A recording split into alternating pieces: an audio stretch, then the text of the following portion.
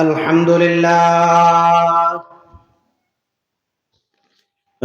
لله نحمده ونستعينه ونستغفره ونعوذ بالله من شرور أنفسنا ومن سيئات أعمالنا. من يهده الله فلا مضل له ومن يضلل فلا هادي له. ونشهد أن لا إله إلا الله وحده لا شريك له. أما بعد فأعوذ بالله من الشيطان الرجيم.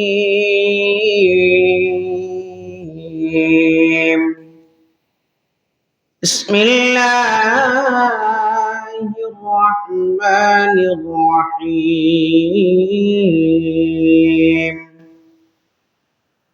أحل الله البيع وحرم الربا. صدق الله العظيم. قال النبي صلى الله عليه وسلم: لعن الله آكل الربا وموكله وشاهديه وكاتبيه، أو كما قال عليه الصلاة والسلام. صلى الله على سيدنا ومولانا محمد وعلى آله وأصحابه وبارك وسلم. আলহামদুলিল্লাহ, আল্লাহ পাক রব্বুল ইজ্জাতের দরবারে লাখ কোটি শুকরিয়া যে আল্লাহ পাক রব্বুল আলামিন আপনি আমাদেরকে দয়া মায়া করে মোহাব্বত করে ভালোবেসে আজকের এই দ্বীনি আলোচনা শোনার নিয়তে আল্লাহর ঘর মসজিদের মধ্যে আসার বসার তৌফিক দিয়েছেন। এজন্য মনের গহীন থেকে উচ্চ আওয়াজে শুকরিয়া আদায় করি, বলি আলহামদুলিল্লাহ। সময় সংক্ষিপ্ত, এজন্য মূল আলোচনায় চলে যাচ্ছি। আমি আপনাদের সম্মুখে কোরআনুল কারীমের যে আয়াতখানা পাঠ করলাম সেই আয়াতের মধ্যে এবং যে হাদিসখানা আপনাদের সম্মুখে পেশ করলাম সেই হাদিসের মধ্যে আলোচনার বিষয়বস্তু হচ্ছে সুদের ভয়াবহতা সম্পর্কে। সুদ শব্দটা যখন আমরা শুনি তখন আমাদের কাছে এইটা একদম পরিচিত শব্দ মনে হয়, কারণ এই জিনিসটা আমাদের কাছে কেমন পরিচিত এটা আপনাদেরকে আমি বইলা দেওয়া লাগবো না, আপনারা আমার থেকে ভালো বুঝবেন। আজকের জুমায় আলোচনা হবে ইনশাআল্লাহ সুদের উপরে। আল্লাহ যদি তৌফিক দান করেন তাহলে আলোচনার শেষ পর্যন্ত ইনশাআল্লাহ বলার চেষ্টা করব। আল্লাহ পাক আমাদেরকে আমলের নিয়তে ইখলাসের সাথে কথাগুলো বলার শোনার তৌফিক দান করুক, আমিন। প্রথমে আমরা জানব সুদ কাকে বলে। সহজ ভাষায় যদি বলি আপনাদেরকে তাহলে বলতে হবে সুদ এটা হচ্ছে বাংলা শব্দ, এটার একটা আরবি শব্দ আছে, ইংরেজিও একটা শব্দ আছে। আরবিতে বলা হয় রিবা আর ইংরেজিতে বলা হয় ইন্টারেস্ট আর বাংলাতে বলা হয় সুদ। তো এই সুদের ভয়াবহতা কোরআন ও হাদিসের মধ্যে আল্লাহ পাক রব্বুল আলামিন খুব বেশি এই সুদ থেকে বাঁচার জন্য তার বান্দাবান্দীদেরকে সতর্ক করছেন বারবার। তো আল্লাহ পাক রব্বুল আলামিন সুদ সম্পর্কে কোরআনুল কারীমের মধ্যে কয়েকখানা আয়াত নাযিল করেছেন এবং নবী করিম সাল্লাল্লাহু আলাইহি ওয়াসাল্লাম এই ব্যাপারে হাদিসের মধ্যে বিস্তারিত আলোচনা করেছেন। সুদ কাকে বলে? আর রিবা এর শব্দের শাব্দিক অর্থ হচ্ছে বেড়ে যাওয়া, বৃদ্ধি পাওয়া, মানে গ্রাম্য ভাষায় হইল বাইরে যাওয়া। পরিভাষায় হচ্ছে নির্ধারিত, মানে সহজে বোঝার জন্য বলতেছি, নির্ধারিত একটা সময় সীমার মধ্যে লেনদেন করা, সেই সময় সীমার ঠিক রাইখা মূলধন ব্যতীত অতিরিক্ত অংশ গ্রহণ করাকে সুদ বলা হয়। বুঝতে পারছেন? আপনি একজনের কাছে ঋণ দিচ্ছেন বা ঋণ নিছেন, যেই পরিমাণ আপনাকে সে ঋণ দিছে বা আপনি তার কাছ থেকে নিছেন, সেই পরিমাণ ব্যতীত পরিমাণটা ঠিক রাইখা নির্দিষ্ট সময় পরে সেই পরিমাণের উপরে অতিরিক্ত কিছু অংশ নেওয়াটারই সুদ বলা হয়। এখন আমাদের সমাজের মধ্যে একটা ভুল হয় কি, যারা সুদ খায় তারা তো মনে করেন সুদ খায় এটা বলতে পারে না, ওইটারে সুদ না বইলা বলে মুনাফা। আমরা মুনাফা নিই, একজন আমার কাছ থেকে ঋণ নিছে, আমি তারে মুনাফা নিতেছি, সুদ খাইতেছি না। অথচ মুনাফা এবং সুদ এই দুইটার মধ্যে আকাশ পাতাল ব্যবধান, আকাশ পাতাল ব্যবধান। সুদ হইল যেই অর্থটা আপনি তারা দিচ্ছেন, যে মূলধনটা আছে, সেই মূলধনের নির্ধারিত সময়ে আগের থেকে যে শর্তটা করা হয়েছে, সেই শর্তের অতিরিক্ত অংশগ্রহণ করার সুদ বলে। আর মুনাফা হইল বিক্রয়কৃত যে মাল আছে, সেই মালের ক্রয়কৃত মূল্যের অতিরিক্ত যা আয় হবে সেটাকে বলে মুনাফা। মানে হইল সুদ হইতেছে যেটার লাভটা আগের থেকে নির্ধারিত করা, নির্দিষ্ট সময় সীমার ভিতরে পূর্বের থেকেই শর্ত কইরা রাখছে যে এই শর্ত করা, এই অমুক মাসে গেলে পরে তুমি আমার মূলধনটা ঠিক রাইখা আমার এত টাকা দিবা, এটা হচ্ছে সুদ। আর মুনাফা হইছে যে বিক্রিত যে পণ্যটা আছে, যে পণ্যটা বিক্রয় করা হয়, সেই পণ্যের বিক্রয় করার পরে যে লাভটা হয় সেটার বলে মুনাফা। 2 নম্বর হলো সুদ এবং মুনাফার মধ্যে কয়েকটা পার্থক্য। এর মধ্যে 2 নম্বর হচ্ছে সুদের যে পরিমাণটা আছে, সেই পরিমাণটা আগের থেকেই নির্ধারিত থাকে। সুদ যেই জিনিসটা, এটার যে একটা পরিমাণ আছে, 5,000 টাকা হোক, 100 টাকা হোক, 200 টাকা হোক, ওইটার থেকে যে পরিমাণটা আছে ওইটা আগের থেকে নির্ধারিত থাকে। কিন্তু মুনাফা যে জিনিসটা, এটা আগের থেকে নির্ধারিত থাকে না, বরঞ্চ এইটা আপনার যা আয় হবে সেটার থেকে ভাগ হবে। 3 নম্বর হইল সুদের যে আয়টা আছে এটা একদম নিশ্চিত, আর মুনাফা যেটা, ওইটার আয়টা নিশ্চিত না। মানে যে সুদ দিব, যে সুদ নিব, তারা এইটা নিশ্চিতভাবে জানে যে আমার মূল টাকাটা আছে, আমার কোনো কষ্ট করা লাগবে না, আমি শুধু মাস শেষে অতিরিক্ত টাকাটা পাইলেই চলে, এটাই সুদ। এরপরে আরেকটা পার্থক্য হইল সুদের মধ্যে কোনো লোকসান বা ক্ষতির কোনো আশঙ্কা নাই, ক্ষতির কোনো আশঙ্কা নাই। কিন্তু মুনাফার মধ্যে ক্ষতির বা লোকসানের আশঙ্কা আছে। আর ইসলামের মধ্যে এমন কোন লেনদেন নাই যেখানে ক্ষতির আশঙ্কা নাই। ক্ষতির আশঙ্কা যেই ব্যবসার মধ্যে থাকবে না, সেই ব্যবসার মধ্যে সুদ পাওয়া যাবে, আপনি খুঁজে দেখেন। তারপরে আরেকটা পার্থক্য হচ্ছে সুদের সম্পর্কটা হইল ঋণের সাথে, ঋণ এবং সময়ের সাথে, যে এত টাকা ঋণ দিতেছি, এত সময়ের ভিতরে দিয়ে দিতে হবে, এটা হচ্ছে সুদের সম্পর্ক। কিন্তু মুনাফা যেটা, সেটা সময়ের সাথেও না, ঋণের সাথেও সম্পর্ক নয়, বরঞ্চ মুনাফার সম্পর্কটা হচ্ছে আপনার বিক্রিত পণ্যের সাথে সম্পৃক্ত। যে বিক্রয় করলে লাভ হবে আর না হলে লাভ হবে না।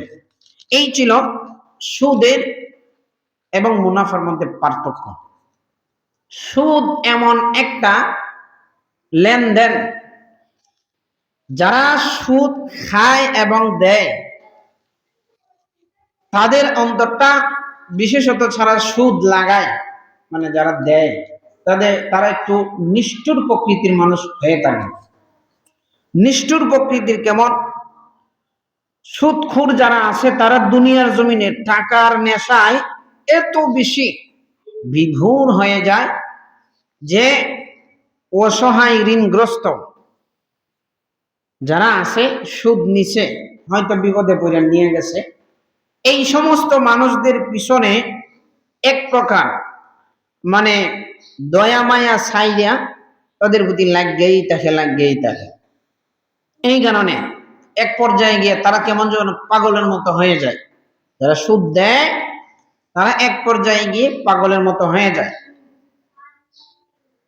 ঠিক তদ্রুপ তারা যেভাবে দুনিয়ার জমিনে টাকা পয়সার পিছনে পড়ে উন্মাদের মতো হয়ে যায়, গরিব দুঃখীর দুঃখ বুঝে না, কিয়ামতের দিন ঠিক আল্লাহ তাআলা তাদেরকে, যারা সুদখোর আছে, সুদখোর যারা, তাদেরকে আল্লাহ তাআলা সেই উন্মাদনার মতোই হাসরের ময়দানে উঠাইবেন।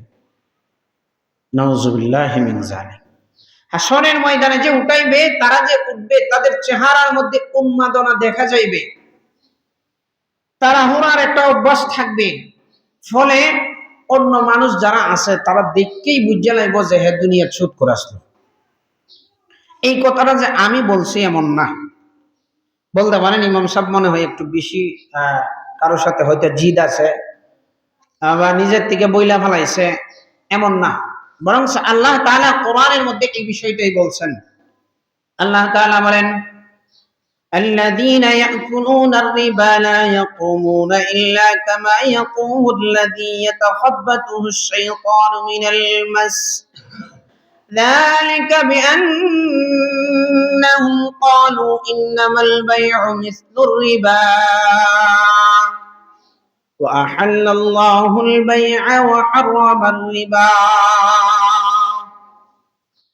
এই আয়াতের মধ্যে রব্বুল আলামিন বলতেছেন, আল্লাযীনা ইয়াকুলুনার রিবা লা ইয়াকুমুনা ইল্লা কামা ইয়াকুমুল্লাযী ইয়াতাখাব্বাতুহু শাইতানু মিনাল মাস। আল্লাহ বলেন, যারা সুদ খায় কিয়ামতের ময়দানে তারা কবর থেকে সেই ব্যক্তির ন্যায় উঠবে কেমন যেন ওই ব্যক্তিকে শয়তানে গুতা মারছে। বুঝতে পারছেন? আল্লাহ বলতেছেন, যারা সুদ খায় তারা কিয়ামতের ময়দানে ওই রকম হয়ে উঠবে কেমন যেন তাদের শয়তানে গুতা মারছে। শয়তানে গুতা দেওয়া মানে হইল যেভাবে উন্মাদ হয়ে থাকে, ঠিক সেইভাবে মানুষগুলা হাসরের ময়দানে উঠবে। কারা উঠবে? যারা সুদখোর। এখন সুদের মধ্যে কিন্তু দুই প্রকারের গুনাহ আছে। একটা হচ্ছে হারাম কাজ করতেছে, আরেকটা হচ্ছে কুফরি কাজ করতেছে। বুঝবেন, কথাটা একটু কঠিন, সাহস করে বলছি। এক নম্বর হইলে যারা মানে শিরিক কাজ করতেছে। আপনার সুদ খাওয়া এটা কিন্তু শিরিক, আল্লাহ রাসূল হাদিসের মধ্যে বলছেন। তো যারা সুদ খায় তারা দুইটা গুনাহ করতেছে। এক নম্বর হইতেছে শিরিক গুনাহ করতেছে, দুই নম্বর হইতেছে ক্ষেত্র বিশেষে তারা কুফরি করতেছে। কিভাবে করতেছে? যে যারা সুদ খায়, সুদ দেয়, সুদ নেয়, সুদ লেনা দেনা করে, তারা সবার একটা যুক্তি থাকে যে আমি সুদ খাই না। অনেক ক্ষেত্রে দেখা যায় যে তারা সুদটাকে ব্যবসার সাথে মিলাই ফেলে, সুদ এবং ব্যবসাকে একত্র করে ফেলে। তারা বলে যে আমরা সুদ খাই না, আমরা মানে সুদ আর ব্যবসা তো একই রকম। এই কারণে আল্লাহ তাআলা এটাই বইলা দিয়েছেন, যালিকা বিআন্নাহুম ক্বালু ইন্নামাল বাই'উ মিসলুর রিবা, যে তারা বলে বেচা কিনা তো সুদের মতো, ওই মানে বেচা কিনা ক্রয় বিক্রয় এবং সুদ রেট করে ফেলা। ফলে হয় কি জানেন, একজন মানুষ ইমানদার থেকে ডাইরেক্ট বেঈমান হয়ে যায়। আপনি একটা কাজ করবেন, গুনাহের কাজ করবেন, মনে করেন একজন মানুষ একটা খারাপ কাজ করলো, সে যদি ওই খারাপ কাজটা করে, সে যদি বুঝে যে এটা খারাপ কাজ কিন্তু কইরা ফেলাইছে, তাহলে শুধু ওই খারাপ কাজের গুনাহটা হবে। কিন্তু যদি কেউ এই চিন্তা করে যে আমি খারাপ কাজ করি নাই, বরং আমি ভালো কাজই করছি, মানে গুনাহের কাজটা সে ভালো মনে কইরা করছে, হারাম কাজটাকে সে হালাল মনে করে করতেছে, করবে, এই যদি কথা কেউ বলে তাহলে তার ব্যাপারে কথা হইল সে দিন থেকে বাহির হয়ে গেছে, সে কুফরি করছে। এটাই স্পষ্ট কথা, এটাই মাসালা, এটাই ফতোয়া। যারা সুদ খায় অনেকে বলে কি যে ইন্নামাল বাইউ মিসলুর রিবা, যে বেচা কিনা আর সুদ তো একই রকম। অথচ আল্লাহ তাআলা বলছেন আহাল্লাল্লাহুল বাইআ ওয়া হারামার রিবা। রব্বুল আলামিন বলেন আহাল্লাল্লাহুল বাইআ ওয়া হারামার রিবা।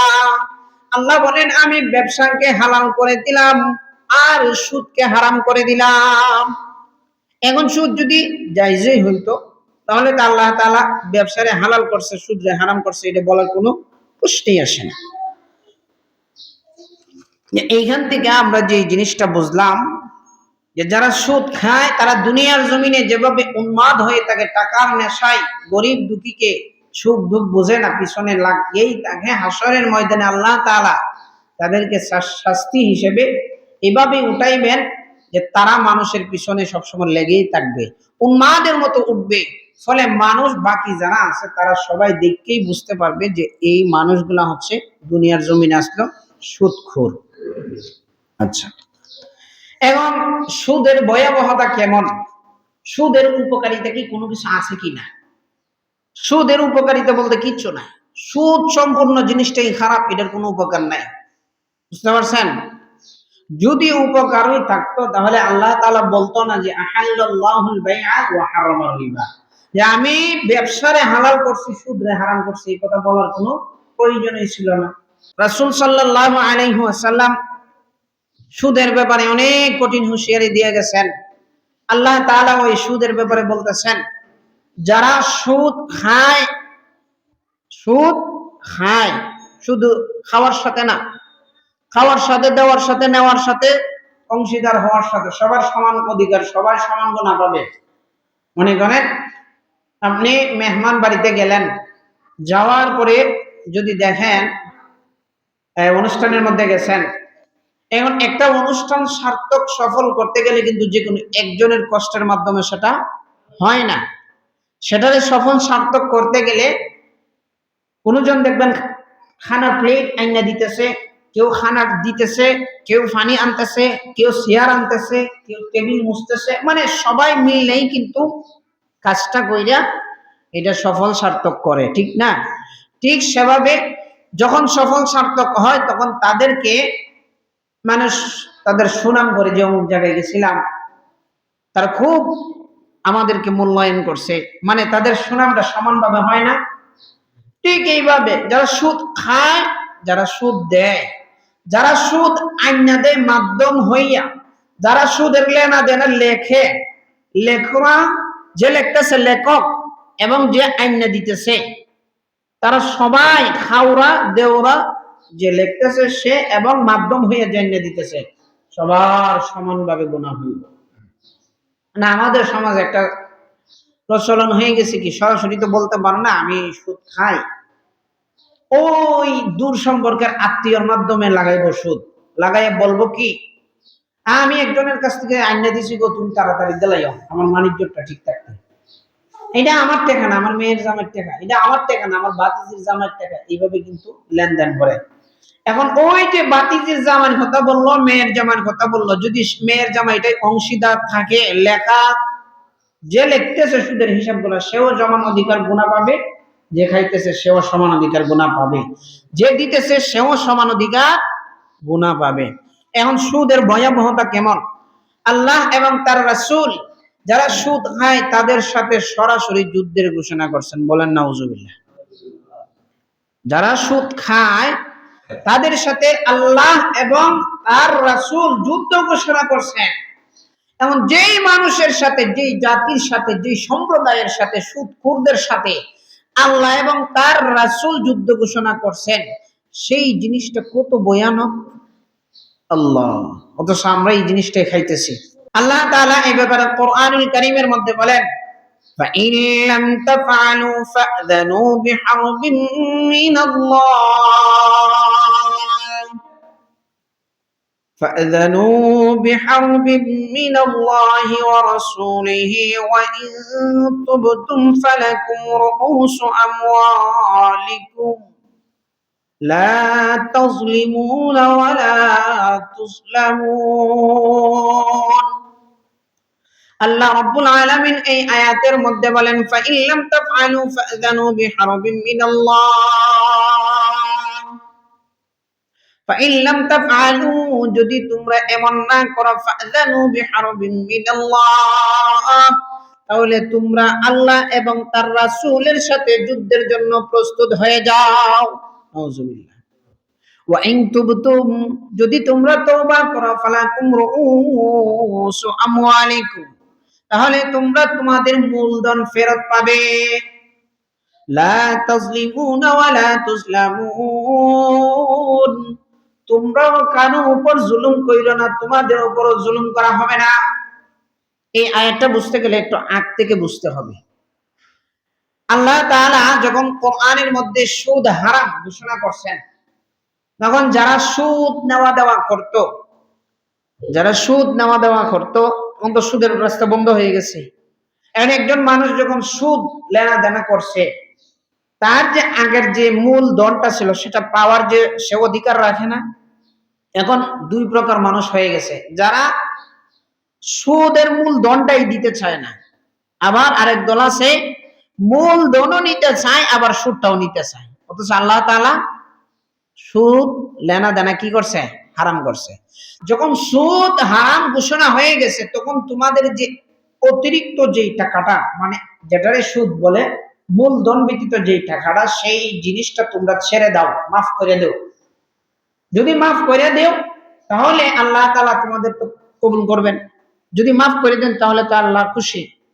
আর যদি মাফ না করেন তাহলে ফাযানু বিহারবিন মিনাল্লাহি ওয়া রাসূলিহি, তাহলে যদি মাফ না করেন তাহলে আল্লাহ এবং তার রাসূলের সাথে যুদ্ধ করার জন্য প্রস্তুত হয়ে যাও, আল্লাহ বলতেছেন।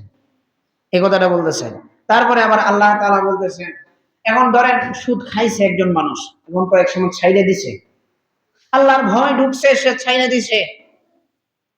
এখন যদি সে তওবা করে তাহলে কি হইব? যদি সে তওবা করে তাহলে আল্লাহ তাআলা বলতেছেন, ফালাকুম রুউস আমওয়ালিকুম, তাহলে তোমাদের যে মূলধনটা তোমরা পাবে। এখন একজন সুদ খাইতো এক সময়, হয়তো সে আল্লাহর ভয় অন্তরে ঢুকছে, সুদ খাওয়া বাদ দিয়ে দিছে। এখন তার যে মূলধনটা সে পাওয়ার অধিকার রাখে না, তার যে মূলধনটা ছিল সে তো পাওয়ার অধিকার রাখে। আল্লাহ বলতেছেন, যদি তোমরা তওবা করো তাহলে তোমাদের যে মূলধন আছে তোমরা পাইবা, এটা তোমরা পাওয়ার হকদার। এখন একজনের সুদ খাইলো, খাওয়ার পর এক সময় সুদ খাওয়া বাদ দিয়ে দিল, তখন তার যে অতিরিক্ত ইন্টারেস্ট আসতেছে, সুদটা আসতেছে, সেটা বাদ দিয়ে মাফ করে দিল। তখন যে সুদ নিয়েছিল তার জন্য উচিত হইল মূল যে দনটা আছে, যে দিছিল তার মূল দনটা ফিরাইয়া দেওয়া। বুঝতে পারছেন? তারপরে আল্লাহ তাআলা বলেন, লা তাজলিমুনা ওয়া লা তুজলামুন, তোমাদের উপর জুলুম করা হবে না, তোমরাও জুলুম করো না। যারা সুদ খায় তাদের বলতেছে তোমাদের উপর জুলুম করা হবে না, মানে তোমাদের মূলধনটা তোমরা ফেরত পাইবা, এটা নষ্ট হইতো না, তোমাদের হক রয়ে গেছে, এটা পাইবা। ওয়ালা তুজলামুন, মানে তোমরাও অন্যের উপর জুলুম করো না, মানে হইল বেচারার মূলধনটা মাইরা খাইও না। বুঝতে পারছেন? তো এই হচ্ছে একটা বিষয় যে সুদের ভয়াবহতা কেমন।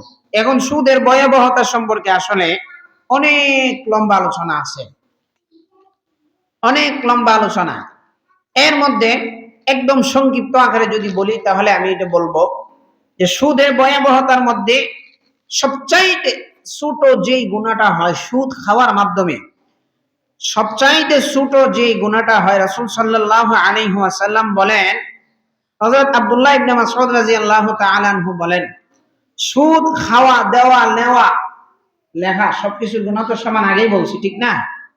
তো সুদের যে গুনাহ আছে এর মধ্যে সবচাইতে সর্বনিম্ন যে গুনাহটা, সেই গুনাহটা হইল নিজের মায়ের সাথে জিনা করা। নাউজুবিল্লাহ। নিজের মার সাথে জিনা করা বলতেছে সর্বনিম্ন গুনাহ। সুদের যে গুনাহ আছে সেই গুনার প্রকার হইছে তাওয়াত্তুরটা। রাসূল হাদিসের মধ্যে বলছেন, আমি নিজের থেকে বলতেছি না।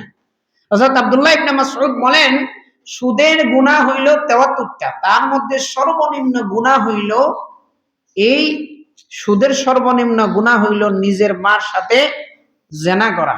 এখন আপনি, আমি, যারা আমরা এই কাজটা করতেছি, হয়তো জানি না বা জানি নাই করতেছি, যদি না জান না করেন তাহলে আজকের থেকে আল্লাহর কাছে পানা চাইবেন। কারণ আপনার মায়ের সাথে এই খারাপ কাজটা করা আল্লাহর কাছে কত বড় গুনাহের কাজ। একটা হয়েছে এটা এমনিতেই গুনাহের কাজ আল্লাহর কাছে, তার মধ্যে আবার নিজের মায়ের সাথে। এই জন্য যারা এই কাজে জড়িত আছেন এখনো সময় আছে, আল্লাহকে ভয় করেন। আসলে আল্লাহকে ভয় করা ব্যতীত আপনার জীবনে কোনো কিছু করতে পারবেন না। আল্লাহর ভয় যদি আপনার ভিতরে না থাকে তাহলে আপনার জীবনের কোনো মূল্য নাই। আপনি আর ছাগল আর কুকুর, আমি আর ছাগল আর কুকুরের মধ্যে কোনো পার্থক্য আছে? কুকুরের ভিতরেও তো আল্লাহর ভয় নাই, আপনার ভিতরেও নাই, সমান। আপনার ভিতরে যদি এই দিনই বুঝটা না থাকে তাহলে ছাগল পাগল আমি আপনি সবাই সমান হয়ে গেলাম আর ছাগল সমান হয়ে গেলাম, কারণ তার ভিতরেও তো দিনের বুঝটা নাই। তো এই জন্য আল্লাহ তাআলা আমাদেরকে আশরাফুল মাখলুকাত হিসেবে পাঠাইছেন, খুব মায়া করে পাঠাইছেন। এখন সেই মায়ার মানুষটাকে আল্লাহ নিজের হাত দিয়ে বানাইছেন। এখন আল্লাহর কতটুক মায়া লাগবে হাসরের ময়দানে সেই বান্দা বান্দীদেরকে জাহান্নামে দিতে আল্লাহর মায়া লাগবে না? কথা বলেন, লাগবে না? আপনার সামনে আপনার বাচ্চারা যদি আগুনের মধ্যে ফালায় দেয়, আপনার বুকটা ছিঁড়ে যায়। যে রহমানুর রহিম আপনি আমাদেরকে নিজের হাতে বানাইছেন, সেই আল্লাহ চাইবেন না আপনাকে যেন জাহান্নামে দিয়ে দেওয়া হোক। হাদিসের মধ্যে আছে কোন বান্দা বান্দি যখন কোনো নেক কাজ করে, নেক কাজ করার জন্য যে নিয়তটা করে, সেই নিয়ত করার সাথে সাথে ফেরেশতারা ওই নিয়তটার উপরে নির্ভর করে একটা সওয়াব লিখে ফেলায়। সুবহানাল্লাহ। কিন্তু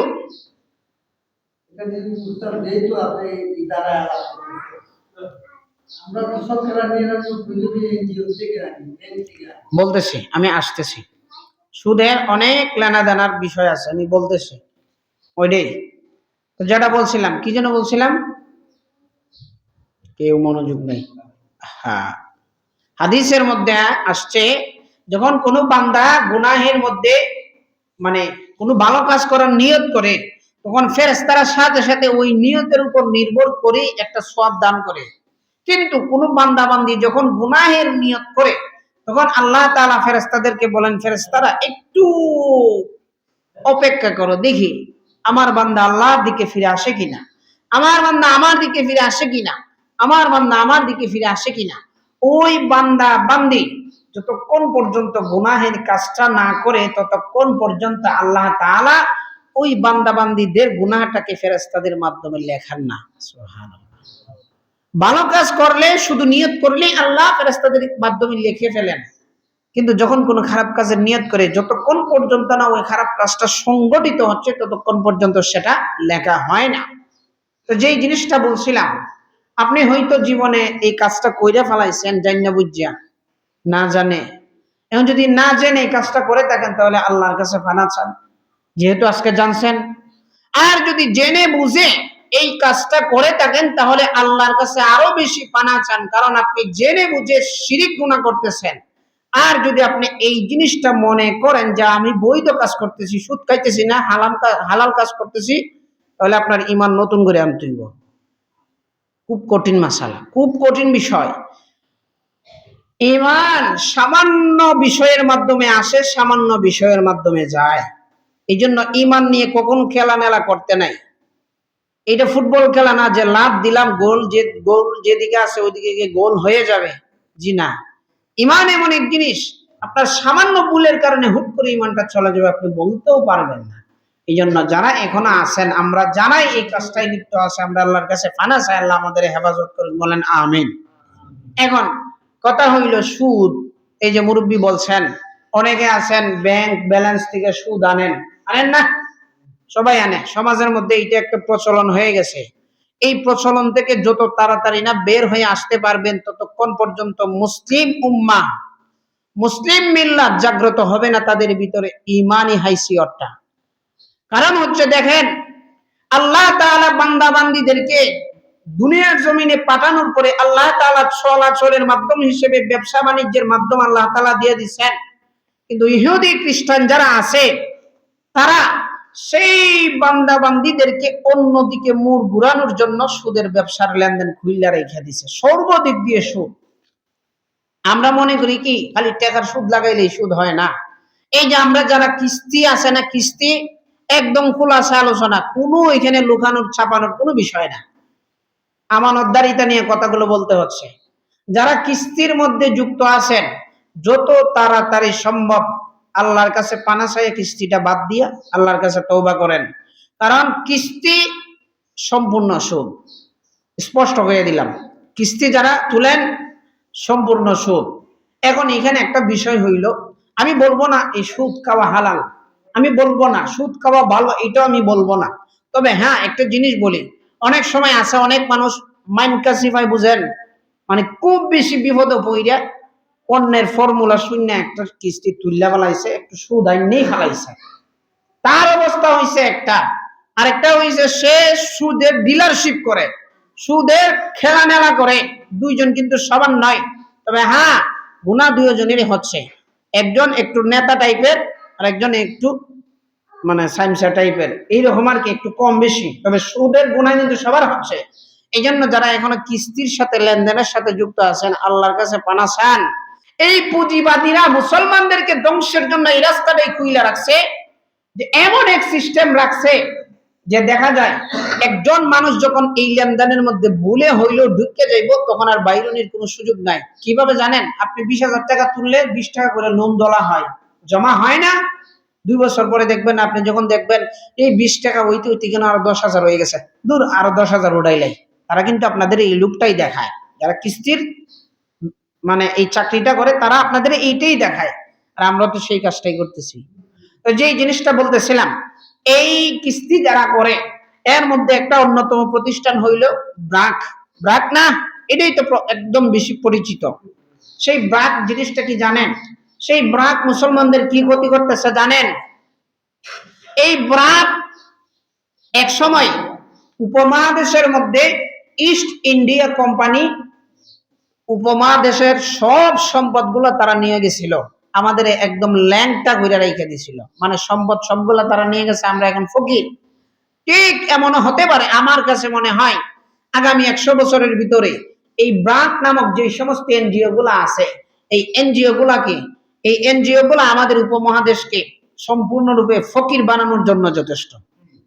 আল্লাহ তাআলা আমাদেরকে সংক্ষিপ্ত সময়ে যে কথাগুলা বলছি সবগুলোর উপর আমল করার তৌফিক দান করে, বলেন আমিন।